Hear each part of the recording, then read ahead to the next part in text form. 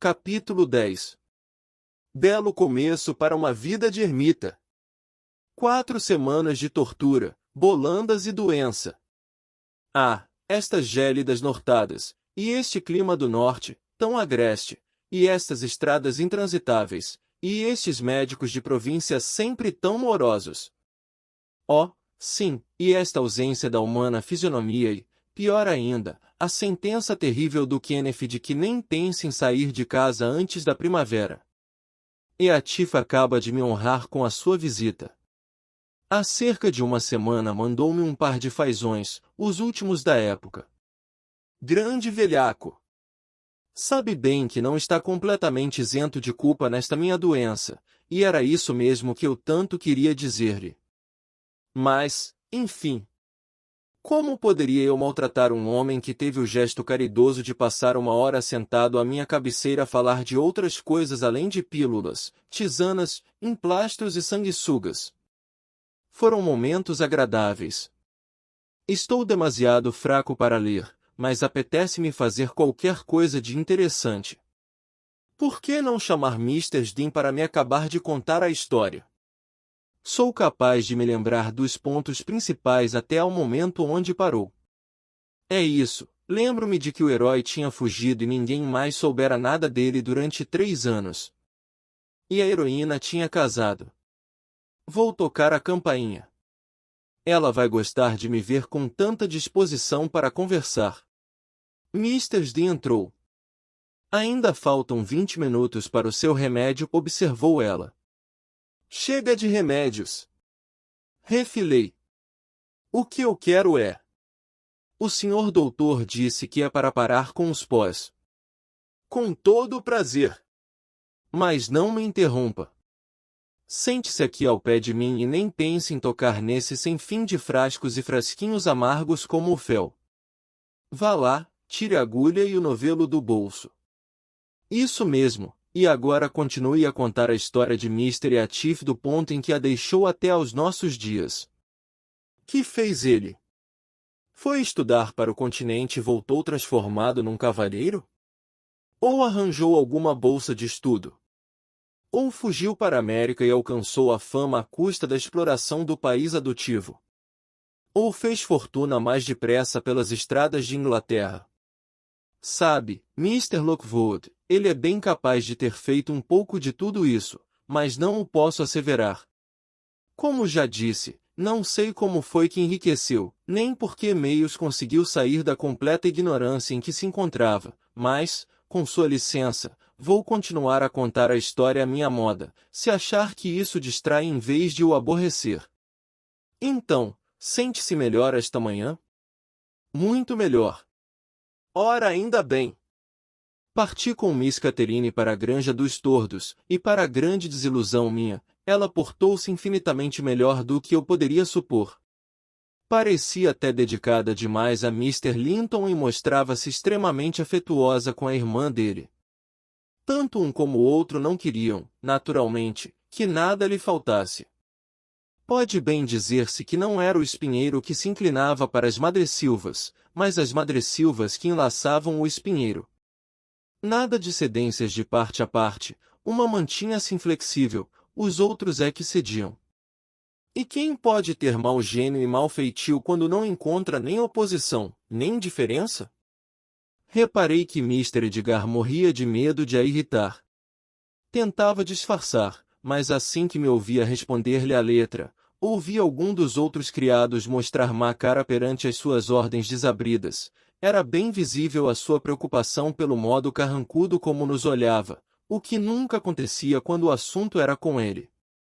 Repreendeu-me bastas vezes pela minha insolência e chegou a dizer-me que uma punhalada não o faria sofrer mais do que ver a esposa desrespeitada. Para não afligir um patrão tão bondoso, aprendi a ser menos melindrosa e, durante 6 meses, a pólvora mostrou-se tão inofensiva como a areia, pois ninguém lhe chegava lume para fazer explodir. Catherine passou por fases de tristeza e de mutismo, que o marido respeitava com solidário silêncio, atribuindo-as a uma mudança de caráter devido à grave doença que a havia cometido, pois nunca fora dada a depressões. O regresso da alegria era por ele recebido com igual alegria. Não minto se disser que reinava entre eles uma felicidade genuína e sempre crescente. Mas isso acabou. Dê por onde der, acabamos sempre por ter de pensar em nós antes de mais nada.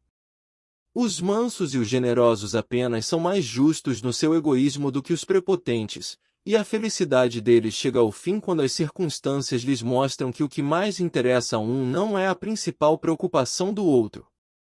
Foi numa tarde calma de setembro, eu vinha chegar do pomar com um cesto de maçãs que tinha andado a apanhar. Começara a escurecer e a luz espreitava já por cima do muro alto do pátio, anichando sombras indefinidas nos recantos formados pelas inúmeras partes salientes do casarão. Pousei a carga nos degraus, à porta da cozinha, para descansar e aproveitar ao mesmo tempo para respirar um pouco mais aquela aragem macia e perfumada. Estava de costas para a porta e olhos postos na lua, e, então, ouvi uma voz dizer atrás de mim: És tu, Nelly? Era uma voz grave, com sotaque estrangeiro. Havia algo, no entanto, no modo como pronunciar o meu nome que a tornava familiar. Voltei-me a medo para ver quem tinha falado, pois as portadas estavam fechadas e não tinha visto ninguém enquanto me encaminhava para os degraus. Vi um vulto mover-se no alpendre. Ao aproximar-me, divisei um homem alto vestido de escuro, de pele e cabelos muito escuros. Estava encostado à porta, com a mão no ferrolho, como se tencionasse abri-la. Quem poderá ser? Pensei. Mr. Archer? Não. A voz não se parece nada. Estou aqui à espera há uma hora, continuou a voz, enquanto eu continuava boquiaberta. E durante todo esse tempo reinou um silêncio de morte. Nem me atrevi a entrar. Não me reconheces? Olha, não sou nenhum estranho. Um raio de lua iluminou-lhe o rosto, faces macilentas, meio cobertas por fartas suíças negras, sobrancelhas carregadas, olhos encovados e um olhar estranho. Recordo-me bem dos olhos. Não pode ser! Exclamei, levando as mãos à cabeça, sem saber se estava ou não perante uma alma deste mundo. Não pode ser! Então tu voltaste? E és mesmo tu? És mesmo? Sim, sou eu, o Eatif respondeu, desviando a vista e olhando para as janelas que refletiam uma miríade de luas, mas não projetavam qualquer luz interior. Eles estão em casa? Onde está ela? Não pareces contente por me ver, Nelly. Mas não te aflijas. Ela está aqui? Responde. Quero dar-lhe só uma palavra à tua senhora. Vai dizer-lhe que está aqui uma pessoa de Gimmerton que lhe quer falar. Que irá ela dizer? Exclamei. Que irá ela fazer? Se eu ainda não me refiz da surpresa, ela então vai ficar de cabeça perdida. És mesmo Eatif, não és? Mas estás muito mudado. Não estou a perceber nada. Acaso te alistaste no exército? Vai levar-lhe o meu recado, interrompeu-me ele, com impaciência. Não terei sossego enquanto não fores. Levantei a aldraba e entrei, mas, quando cheguei à sala onde os senhores estavam, faltou-me coragem para entrar. Por fim, lá arranjei uma desculpa, perguntar-lhe se queriam que acendesse as velas, e abri a porta. Estavam os dois sentados lado a lado, junto à janela aberta de par em par, com as portas de tabuinhas encostadas para trás, a contemplarem o alto dos vendavais, que se erguia altivo acima da neblina prateada, para lá das árvores e dos prados e de todo o vale de Gimmerton, demarcado por uma orla de bruma, pois logo a seguir a capela, como deve ter reparado, a regueira que vem dos pântanos deságua num córrego que corre pelo vale fora, porém, a nossa antiga casa não se via, construída que está sobre a outra vertente. Toda a cena, a sala, os seus ocupantes, a paisagem, respirava uma tal tranquilidade, que me estava a custar cumprir a minha missão. Já me vim embora sem dar o recado, depois de ter perguntado sobre as velas, quando um rebate me fez retroceder e murmurar. Está ali um sujeito de Gimmerton que lhe quer falar, minha senhora. Que quer ele? Quis saber Mr. Linton. Não lhe perguntei e respondi. Corre as cortinas, Nelly ordenou e traz-nos o chá, já volto. Mr. Linton saiu da sala. Mr. Edgar perguntou quem era, sem se mostrar muito interessado. Alguém por quem a senhora não esperava, respondi. O Eatif. O senhor não se lembra? O rapaz que vivia em casa de Mr. Archer. O quê? Esse cigano, esse labrego? Bradou. E por que não disseste a Catherine que era ele? Chiu. O senhor não lhe deve chamar esses nomes, disse eu. A senhora ia ficar toda ofendida se o ouvisse. Ficou com o coração destroçado quando ele fugiu. Acho que este regresso a vai encher de júbilo. Mr. Linton dirigiu-se ao outro lado da sala, a uma das janelas que dava para o pátio. Abriu-a e debruçou-se. Deviam estar os dois lá embaixo, pois apressou-se a exclamar. Não fiques aí fora, meu amor. Manda entrar essa pessoa, se for nossa conhecida. Daí a pouco ouvi a porta abrir-se e Catherine veio a correr pela escada acima, ofegante e completamente fora de si, tão excitada que nem parecia estar feliz, a sua cara fazia supor, pelo contrário, alguma terrível calamidade. Ai, Edgar, Edgar! Exclamou meio sufocada, lançando-lhe os braços à volta do pescoço. Edgar, meu querido! O Eatif voltou, está aqui. E apertou ainda mais o pescoço do marido. Está bem, protestou ele, enfadado. Mas não é razão para me estrangulares. Nunca o achei assim tão importante. Não precisas de fazer tanto espalhafato. Sei que nunca gostaste dele, retorquiu ela, reprimindo um pouco a emoção. Mas, agora, se gostas de mim, tens de ser amigo dele. Posso dizer-lhe que suba? Para aqui? Estranhou o marido. Para a sala? E para onde havia de ser? Mr. Linton, incomodado, sugeriu que a cozinha seria o local mais apropriado.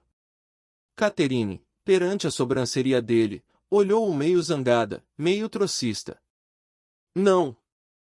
Disse por fim, para a cozinha eu não vou. Põe 2 mesas aqui, Ellen, uma para o teu patrão e para Miss Isabella, que pertencem à fidalguia, e outra para o Eatif e para mim, que pertencemos à plebe. Achas bem assim, querido? Ou queres que mande acender uma lareira para ti noutro lado? Se assim for, é só dizeres. Vou lá abaixo buscar o meu convidado. Nem caiba em mim de tanta felicidade. Edgar, porém, impediu-a, quando ela já se preparava para correr pela escada abaixo. Vai tu dizer-lhe que suba, ordenou, dirigindo-se a mim, e tu, Catherine, podes mostrar-te satisfeita, mas tenta não seres absurda. Não é preciso que toda a gente te veja receberes um criado que andou fugido como se fosse teu irmão. Desci e fui encontrar Eatif à espera no alpendre, com ar de quem naturalmente contava que o mandassem entrar. Seguiu-me sem dizer palavra e levei-o à presença do senhor e da senhora, cujas faces ruborecidas eram denunciadoras de acesa discussão.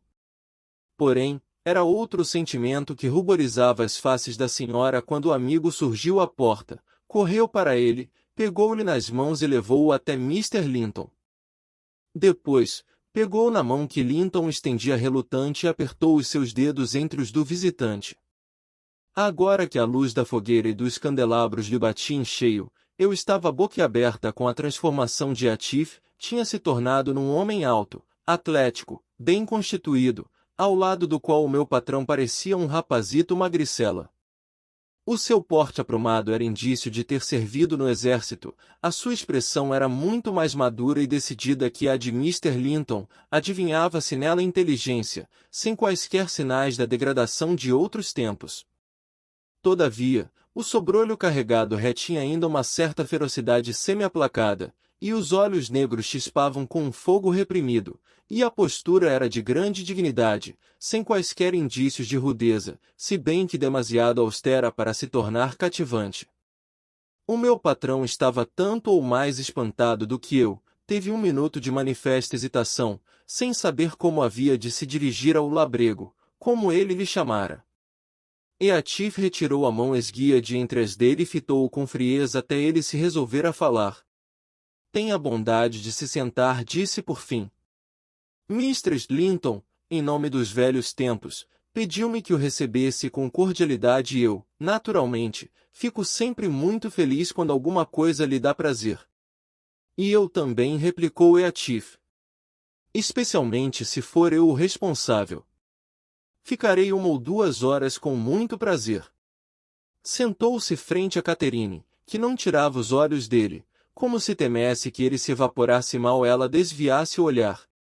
Ele, por seu turno, poucas vezes levantava os olhos, apenas uma vez por outra, e de fugida, mas era cada vez mais visível o deleite que sentia nessa troca furtiva de olhares. A felicidade recíproca que os invadia era intensa demais para dar lugar a constrangimentos. O mesmo não se passava com Mr. Edgar, que estava lívido de contrariedade, sentimento esse que atingiu o clímax quando a mulher se levantou e, atravessando a sala, agarrou de novo nas mãos de Atif, rindo às gargalhadas, completamente fora de si. Amanhã vou julgar que tudo isto foi um sonho. Exclamou, não vou acreditar que te vi e te toquei e falei contigo uma vez mais. E tu foste tão cruel, Eatif. Não merecias esta recepção. Ficares 3 anos ausente sem dares notícias, e sem nunca pensares em mim. Pensei mais em ti do que tu em mim, segredou-lhe ele, mas pouco depois ouvi dizer que tinhas casado, Cati.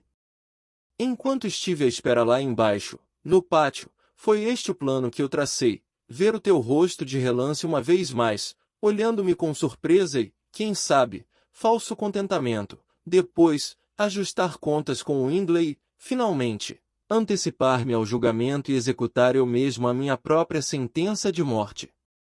Mas a tua recepção tirou-me essas ideias da cabeça. Livra-te, no entanto, de pôres má cara da próxima vez. Não desta vez não me vais mandar embora de novo. Tiveste mesmo pena da outra vez, não tiveste? Sabes, eu tive as minhas razões. Passei por muitas provações desde que ouvi a tua voz pela última vez, e tens de perdoar-me, pois lutei sempre a pensar em ti. Catherine, a menos que queiras tomar o chá frio, peço-te o favor de vires para a mesa, interveio Linton, esforçando-se por manter o seu tom habitual e a delicadeza possível. Mr. Eatif tem uma longa caminhada pela frente até onde possa pernoitar, e eu estou cheio de sede. Catherine tomou o seu lugar junto ao bule e Miss Isabella correu à sala, ao chamado da campainha. Quanto a mim, retirei-me depois de lhes ter chegado as cadeiras para a frente. A refeição não durou nem 10 minutos e Catherine nem chegou a servir-se, incapaz de comer ou beber fosse o que fosse. Edgar entornou o chá no pires e só bebeu 1 ou 2 goles. Naquela tarde a visita de Atif não se prolongou por mais de 1 hora. Perguntei-lhe à saída se ia para Jim Merton. Não. Vou para o Alto dos Vendavais, respondeu Mr. Earnshaw convidou-me esta manhã quando fui visitar. Mr. Earnshaw convidará-o. Ele fora visitá-lo. Pensei muito nestas frases depois de ele se ir embora. Ter-se-ia tornado num hipócrita, e voltado agora para a aldeia com alguma patifaria em mente? Dava que pensar. Tive um pressentimento, dizia meu coração que era melhor ele ter ficado por onde andava. À meio da noite, fui despertada do primeiro sono por Mr. Linton, que viera sorrateira até ao meu quarto e, sentando-se na cama, me puxou os cabelos para me acordar. Não consigo dormir, Ellen disse, à laia de desculpa. Quero que alguém vivo me faça companhia nestas horas infelizes. O Edgar está amuado por eu estar feliz com uma coisa que não lhe interessa, não abre a boca a não ser para me dizer coisas mesquinhas e idiotas, diz que sou cruel e egoísta por querer conversar quando ele está indisposto e cheio de sono. Arranja sempre maneira de ficar indisposto à mínima contrariedade.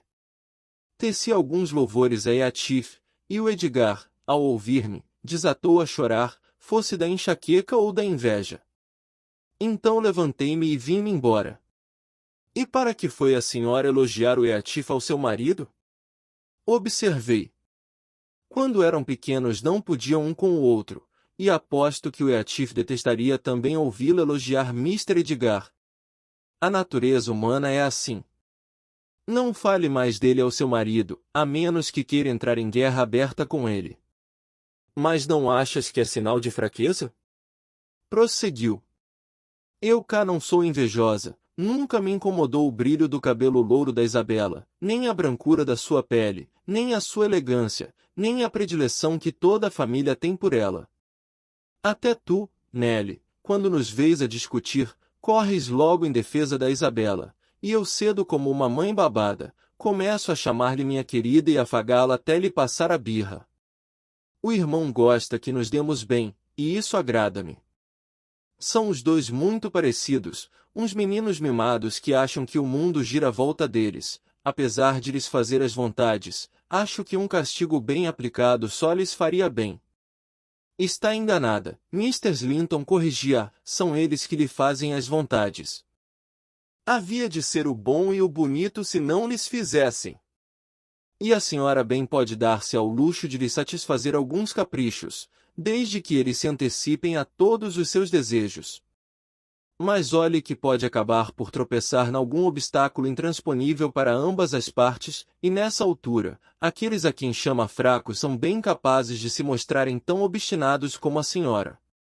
E então trava-se uma luta de morte, é isso que queres dizer, Nelly? Retorquiu, dando uma gargalhada. Não. Ouve bem o que te digo. Tenho tanta confiança no amor do Linton que estou convencida de que se o matasse ele não ia retaliar. Aconselhei-a a estimá-lo ainda mais por ele a amar tanto. E estimo respondeu. Mas não é preciso pôr-se a chorar por uma ninharia. É uma infantilidade, em vez de se debulhar em lágrimas por eu ter dito que o Eatif era agora digno do respeito de qualquer pessoa e que seria uma honra para o fidalgo mais importante da região ser seu amigo. Devia ter sido ele a dizê-lo e ter até a amabilidade de se mostrar satisfeito, atendendo a que o Eatif se portou de forma irrepreensível, acho eu, apesar das razões que deve ter contra o Edgar. Vai ter de se habituar ao Eatif, e o melhor é aprender a gostar dele. Que pensa da ida de Eatif para o Alto dos Vendavais? Inquiri. Aparentemente está muito mudado, um bom cristão, de mão amiga estendida a todos os seus inimigos. Ele explicou tudo, disse Catherine. Também fiquei intrigada como tu. Disse que foi lá para te pedir notícias minhas, pois pensava que ainda lá moravas, e o Joseph chamou Hindley, que veio cá fora e lhe começou a perguntar o que tinha feito e como é que tinha conseguido levar a vida, até que acabou por o mandar entrar. Estavam mais pessoas lá dentro, a jogar as cartas, e o Eatif juntou-se a eles. O meu irmão perdeu algum dinheiro a favor dele, vendo-o tão abonado, convidou-o a voltar lá nessa noite, convite que ele aceitou. O Hindley não é nada cuidadoso a escolher os amigos e nem se deu ao trabalho de ponderar as razões que poderiam levá-lo a desconfiar de alguém a quem torpemente ofendera. Mas o Eatif garantiu-me que os motivos que o levaram a reatar relações com o seu antigo algoz foram o desejo de se instalar perto da granja e o apego que sente pela casa onde vivemos os dois, e também a esperança de que eu terei, assim, mais oportunidades de o visitar do que se ficasse alojado em Gimmerton. Faz tensão de oferecer bom dinheiro ao meu irmão para ficar a morar no alto, e a ganância do Hindley vai sem dúvida levá-lo a aceitar. Sempre foi ávido por dinheiro, embora o que apanha com uma mão logo deite fora com a outra. Belo lugar para um jovem se fixar, disse eu. Não receia as consequências, Mr. Linton? O meu amigo não me preocupa, respondeu de pronto. O seu espírito forte mantê-lo-á longe dos perigos. O Hindley é que me preocupa um pouco, mas esse já não consegue descer mais baixo do que está, e, quanto à possibilidade de violência física, eu saberei estar de permeio. O que se passou esta noite reconciliou-me com Deus e com os homens. Estava revoltada com a divina providência. Sofri muito, muito. Nelly. Se esta criatura com quem vivo soubesse o quanto, teria vergonha de ensombrar o fim desse sofrimento com a sua petulância vã. Foi para o poupar que suportei tudo sozinha, deixasse eu transparecer a agonia em que tantas vezes me encontrava, e ele teria aprendido a ansiar pelo seu alívio tanto quanto eu. Mas tudo isso já passou e não guardo ressentimentos. Sinto-me capaz de suportar seja o que for daqui em diante. Se a mais perversa das criaturas me esbofeteasse, não só lhe daria outra face, como lhe pediria perdão por a ter provocado. E, para o provar, vou agora mesmo fazer as pazes com o Edgar. Boas noites. Sou um anjo.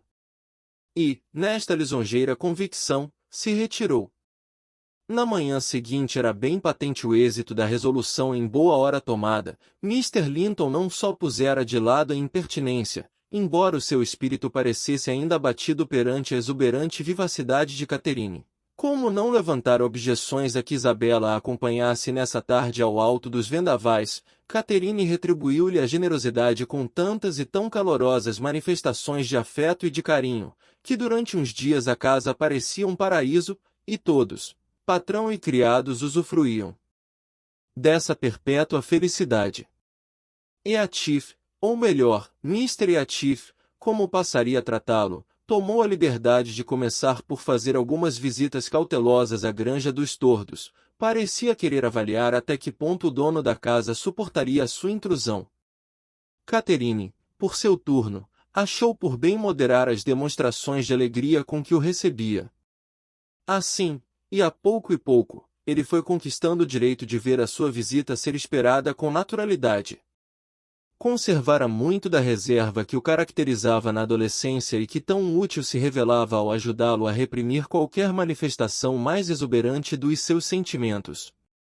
A desconfiança do meu patrão conheceu uma acalmia, a ponto de, levado por certos acontecimentos, a ter canalizado durante algum tempo noutra direção.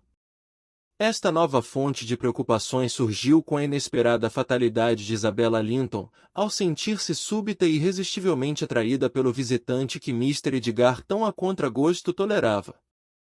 Ela era nessa altura uma encantadora jovem de 18 anos, infantil nas atitudes, mas senhora de um espírito e sentimentos igualmente vivos, e de um temperamento vivo até demais quando a irritavam. O irmão, que a amava com grande ternura, ficou apavorado com esta inclinação tão absurda. Além da degradação social proveniente da união com um homem sem nome, e da possibilidade de todos os seus bens, por falta de um herdeiro homem, poderem vir parar às mãos de Eatif. Edgar era suficientemente inteligente para se aperceber das intenções de Eatif, para saber que, apesar de exteriormente tão mudado, a sua mente sempre fora, e permaneceria inalterável. E como temia essa mente! Provocava nele sentimentos de revolta, e todo ele se retraía só de pensar em entregar Isabela à guarda de um tal homem. Mais se retraria ainda, se soubesse que a afeição dela nascerá sem ser solicitada e não despertava no objeto amado reciprocidade de sentimentos. É que, no momento em que descobriu a sua existência, logo atribuiu as culpas à má-fé de Eatif. Já todos havíamos reparado há algum tempo que Miss Linton andava a remoer alguma. Mostrava-se irritada e enfadada, e passava a vida a implicar com Catherine, com o risco iminente de lhe esgotar a paciência, já de si tão limitada. Começamos por desculpá-la, atribuindo seu comportamento à falta de saúde, pois mirrava e definhava dia a dia. Até que um dia sua impertinência atingiu os limites, recusou-se a tomar o pequeno almoço, queixando-se de que os criados não faziam nada do que ela mandava. A senhora tratava como se ela não existisse e Edgar a ignorava, apontando ainda que tinha apanhado uma constipação por termos deixado as portas abertas e o lume apagado só para humilhar-nos, e mais uma centena de outras faltas igualmente frívolas. Foi então que Mr. Slinton, peremptória, insistiu para que se metesse na cama e, ralhando-lhe, ameaçou que ia mandar chamar o médico. Mal ouviu o nome do Dr. Kenneth, afirmou sem demora que estava de perfeita saúde, e que era apenas a rispidez de Catherine que a punha triste e mal-humorada. "Como podes tu dizer que eu sou ríspida, minha marota?" exclamou a senhora, perplexa com esta afirmação tão pouco razoável. "Estás de certo a perder a razão. Vá, diz lá quando é que fui ríspida?" "Ontem", soluçou Isabela. "E agora também." "Ontem." Admirou-se a cunhada. "Em que ocasião?" "Durante o nosso passeio pela charneca, mandaste-me ir dar uma volta por onde me apetecesse, enquanto tu andaste a passear com Mr. Eatif." "E é a isso que chamas ser ríspida?" disse Catherine a rir. "Não o fiz com a intenção de me ver livre de ti, tanto me fazia estares ali como não, apenas achei que a minha conversa com Eatif não tinha nada que te pudesse interessar." "Não foi nada disso", choramingou a jovem. "Mandaste-me embora porque sabias que eu queria ficar." "Ela estará boa da cabeça?" exclamou Mr. Slinton, voltando-se para mim. "Vou repetir-te a nossa conversa palavra por palavra, Isabela, e tu me dirás que encanto poderia ter para ti." "Quero lá saber da conversa", replicou Isabela. "O que eu queria era estar com." "Então?" disse Catherine, ao vê-la hesitar. "Com ele. E não vou deixar que me mandes embora outra vez." Prosseguiu, exaltadíssima. "Pareces um cão a comer um osso, Cati, só tu é que pode ser amada, mais ninguém." "Mas que grande atrevimento, minha serigaita!" exclamou Mr. Slinton, boquiaberta. "Nem quero acreditar num disparate destes. Não é possível que queiras atrair as atenções do Eatif, que o possas considerar uma pessoa simpática." "Espero bem ter percebido mal, Isabela." "Não, não percebeste mal", asseverou a jovem. "Toldada pela paixão, amo-o mais do que tu alguma vez amaste o Edgar, e ele poderia vir a amar-me, se tu o deixasses. Nesse caso, não queria estar no teu lugar nem por um reino." Declarou Catherine, com grande ênfase, e parecia sincera. "Nelly, ajuda-me a fazer-lhe ver que isto é uma loucura. Diz-lhe que espécie de homem é o Eatif, um enjeitado, sem educação, sem cultura, uma charneca árida, de tojo e pedras. Mais depressa soltaria aquele canário no parque num dia de inverno do que aconselhar-te a entregares o coração ao Eatif. Isso só prova que é o teu deplorável desconhecimento do seu caráter que te meteu esse sonho impossível na cabeça, nada mais. Sim, não penses que ele oculta rios de benevolência e afeição sob toda aquela dureza exterior. Ele não é nenhum diamante em bruto, nenhuma ostra grosseira onde se esconde uma pérola. É um homem terrível, feroz, desapiedado. Nunca lhe digo deixa este ou aquele inimigo em paz, porque seria mesquinho ou cruel prejudicá-los. O que lhe digo é, deixa-os em paz, porque eu detestaria vê-los maltratados. E ele, Isabela, seria capaz de te esmagar como um ovo de passarinho se te tornasses num fardo demasiado incomodativo. Sei que seria incapaz de amar uma Linton, embora o ache bem capaz de casar com a tua fortuna e a tua condição. A avareza está cada vez mais enraizada nele. Pronto, aqui tens o seu retrato, e feito por alguém que é amiga dele, tão amiga que, se o visse seria ardente interessado em te apanhar, até talvez me calasse e te deixasse cair na armadilha. Miss Linton fitava a cunhada, a transbordar de indignação. "É vergonhoso! Vergonhoso!" repetia, furiosa. "És pior do que 20 inimigos, a tua amizade só destila veneno." "Ah, com que então não me acreditas?" replicou Catherine. "Pensas que falo por despeito?" "Sei que o fazes", retorquiu Isabela. "E horroriza-me esse teu procedimento." "Tanto melhor. Gritou a outra, faz como bem quiseres. Foi o que eu fiz, e agora, perante tanta insolência, dou o assunto por encerrado. E eu que sofra com o egoísmo dela, disse Isabela a soluçar quando Mr. Linton saiu do quarto. Estão todos contra mim, ela destruiu a minha única consolação. Mas só disse mentiras, não foi? Mr. Atif não é nosso inimigo, é um homem honrado, honesto, senão, como ia ele lembrar-se dela? Tire-o dos seus pensamentos, Miss Isabela, pedi eu. Aquilo é ave de mau agouro, não é para si. Mr. Linton foi muito dura, mas não posso contradizê-la. Ela conhece o coração dele melhor do que eu ou qualquer outra pessoa, e nunca o faria parecer pior do que é. As pessoas honestas não escondem os seus atos. O que tem ele feito para viver? Como fez fortuna? Por que razão veio morar para o alto dos vendavais, para a casa de um homem que ele odeia?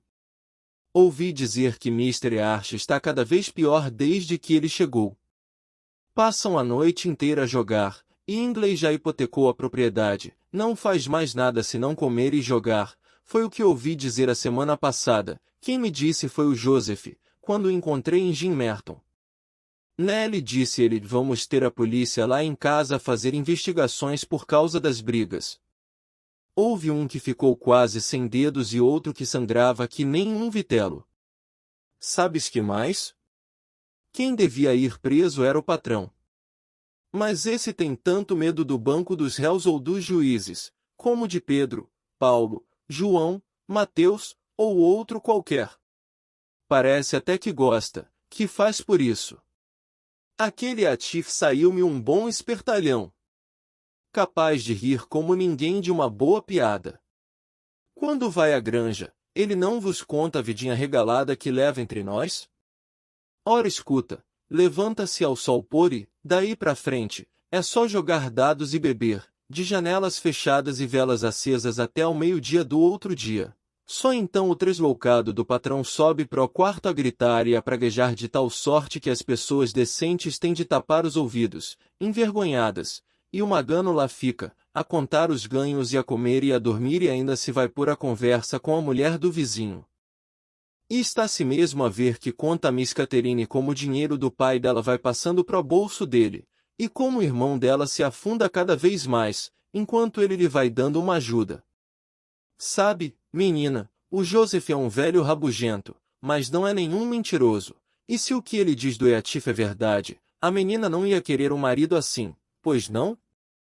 Estás de conluio com eles, Ellen, replicou Isabela. Não vou dar ouvidos às tuas calúnias. Deve ser bem grande a tua malevolência, para me quereres convencer de que não existe felicidade neste mundo. Se ela se teria curado sozinha desta fantasia, ou se teimaria em dar-lhe continuidade, isso eu não sei, pois teve bem pouco tempo para pensar no assunto. No dia seguinte houve um julgamento na cidade mais próxima, e o meu patrão teve de comparecer. Sabendo da sua ausência, Mr. Atif veio mais cedo que o costume. Catherine e Isabela estavam as duas na biblioteca, ainda zangadas uma com a outra, mas em silêncio. Esta última, preocupada com a sua recente indiscrição ao revelar num fugaz acesso de paixão os seus sentimentos mais secretos, a primeira, depois de muito pensar no sucedido, deveras ofendida com a sua companheira e, se agora lhe dava vontade de rir tanta petulância, não queria dar essa impressão à outra. Riu-se, de fato, mas foi quando viu Eatif passar junto à janela. Eu andava a varrer a lareira e reparei no sorriso malicioso que lhe aflorou aos lábios. Isabela, absorta nos seus pensamentos, ou na leitura, não se mexeu até a porta se abrir, quando já era tarde demais para tentar escapar, o que de bom grado teria feito, se tivesse tido a oportunidade. Entra, ora ainda bem que vieste! Exclamou a senhora alegremente, puxando uma cadeira para junto da fogueira. Ora, aqui estão duas almas muito tristes à espera de uma terceira que venha derreter o gelo entre elas e tu és precisamente quem nós escolheríamos. Sabes, Eatif, Vou ter a honra de te apresentar alguém que te estima ainda mais do que eu própria. Espero que te sintas lisonjeado. Não, não é a Nelly, não olhes para ela. É a minha pobre cunhadinha, que está de coração despedaçado só pela mera contemplação da tua beleza física e moral. Está nas tuas mãos tornar este irmão do Edgar. Não, Isabela, não fujas, prosseguiu, agarrando, com pretenso ar de brincadeira, a rapariga que atordoada se levantara indignada.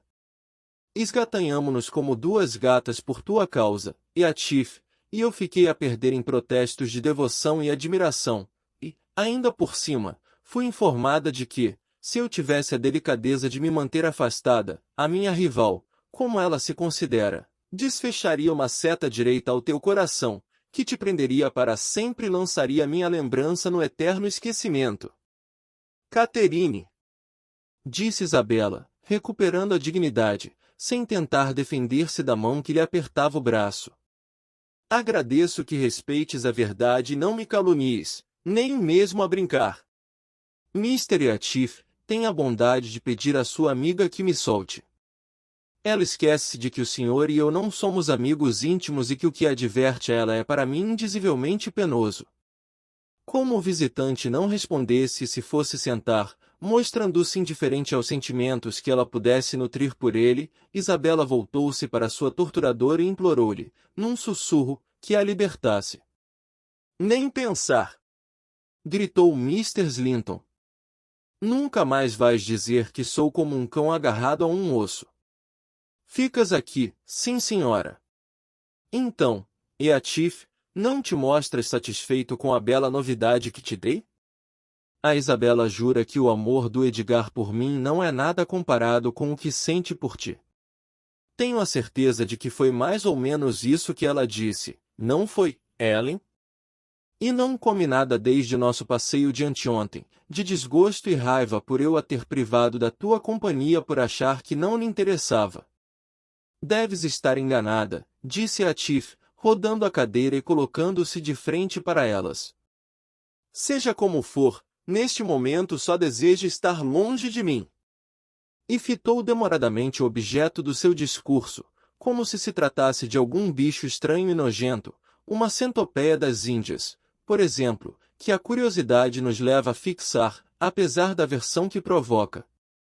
A pobrezinha não aguentou mais, as suas faces empalideceram e ruborizaram-se sucessivamente, com as pestanas orladas de lágrimas, usou toda a força dos seus dedos frágeis para se libertar das garras de Caterine, percebendo, porém, que mal afastava um dedo do braço, logo outro se cravava, e que não era capaz de soltar a todos ao mesmo tempo, começou a usar as unhas que, afiadas como eram, não tardaram a ornamentar a opressora com profundos vergões vermelhos semicirculares. Mas ela é uma fera! Exclamou Mr. Slinton, soltando-a e sacudindo a mão dorida. Desaparece daqui por amor de Deus, e que eu não torne a ver essa tua cara de víbora. Que tolice mostrares-lhe as tuas garras. Não vês a que conclusão ele vai chegar? Cuidado, Eatif. Olha que são armas mortíferas, cuidado com os teus olhos. Arrancava-lhe-as dos dedos, se alguma vez me ameaçasse, foi a sua resposta brutal, quando a porta se fechou atrás de Isabela. Mas por que irritaste a criatura desta maneira, Cati? Não estavas a dizer a verdade, pois não? Claro que estava, asseverou ela. Há semanas que anda perdida de amores por ti, e as cenas que ela fez esta manhã, e os impropérios que me disse, e tudo porque lhe apresentei claramente os teus defeitos a fim de moderar tanta adoração. Mas deixemos isso. Só a quis castigar pela sua petulância, foi tudo. Quero-lhe bem demais, meu querido Eatif, para permitir que lhe deites a mão e a devores por completo. E eu bem de menos para sequer tentar contrapôs ele. A menos que seja a maneira dos vampiros. Havias de ouvir falar de coisas muito estranhas. Se eu vivesse sozinho com essa deslavada dessa boneca de cera, a menos estranha seria pintar-lhe sobre a pele branca as cores do arco-íris e pôr-lhe aqueles olhos azuis todos pretos dia sim dia não, parecem-se detestavelmente com os do Edgar. Deliciosamente, queres tu dizer, observou Catherine. São uns olhos de pomba, uns olhos de anjo. Ela é herdeira do irmão, não é? Perguntou ele após um breve silêncio. Devia custar-me admitir tal coisa, respondeu Catherine. Meia dúzia de sobrinhos hão de dar-lhe cabo do título, se Deus quiser. Esquece esse assunto por agora, estás a mostrar-te demasiado interessado na fortuna do teu vizinho. Lembra-te de que a fortuna desse vizinho é minha. Se fosse minha, também não deixaria de o ser, atalhou Eatif. No entanto, a Isabella Linton pode ser parva, mas não é louca. Em resumo, o melhor é esquecermos o assunto, como sugeriste. E foi o que fizeram, pelo menos nas palavras, no tocante a Catherine, provavelmente também no pensamento. Quanto ao outro, estou certa de que pensou nisso muitas vezes ao longo da tarde. Via-o sorrir interiormente, um sorriso que mais se assemelhava a um esgar, e mergulhar em ominosa meditação sempre que Mr. Linton se ausentava da sala. Tomei a decisão de vigiar todos os seus movimentos. O meu coração pendia invariavelmente mais para o lado do patrão do que de Catherine, e com razão, pensava eu, pois ele era bondoso, digno de confiança e honrado, ao passo que ela, bem, não se pode dizer que ela fosse o oposto, mas parecia permitir-se tantas liberdades que eu confiava muito pouco nos seus princípios, e simpatizava ainda menos com o seu feitio. O meu maior desejo era que acontecesse alguma coisa que libertasse pacificamente tanto o alto dos vendavais como a granja das garras de Mr. Eatif, e tudo voltasse a ser como era antes. As suas visitas eram para mim um constante pesadelo, e, desconfio, também para o meu patrão. A presença dele no alto era uma afronta inconcebível. Parecia que Deus tinha abandonado a ovelha tresmalhada aos seus próprios erros, e eu via uma fera solta, interpondo-se entre a ovelha e o redil, à espera de uma oportunidade para atacar e destruir.